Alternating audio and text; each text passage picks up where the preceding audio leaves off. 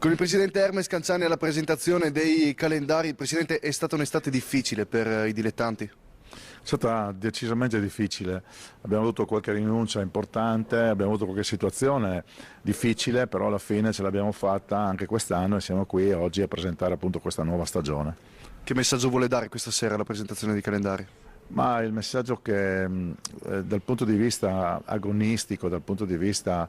proprio della sportività, non ho nulla da dire perché lo scorso anno veramente sono stati dei campionati molto avvincenti e molto partecipati. Quello che mi sento di dire, soprattutto nei riguardi dei settori giovanili, è che mi piacerebbe che ci fosse un momentino di più tranquillità, un attimo di più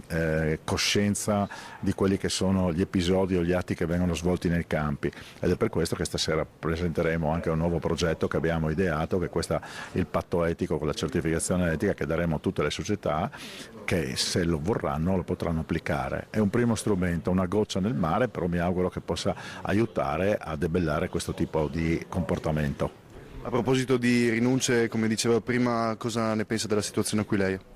Ma la situazione è paradossale, no? Una società che sembrava aver fatto le cose in maniera splendida per una serie di motivi che sicuramente io non conosco e che non voglio neanche conoscere, è successo questo spiacevole episodio di metà luglio che ha creato un vulnus particolare all'interno dei nostri campionati, ma soprattutto delle grandi criticità nei confronti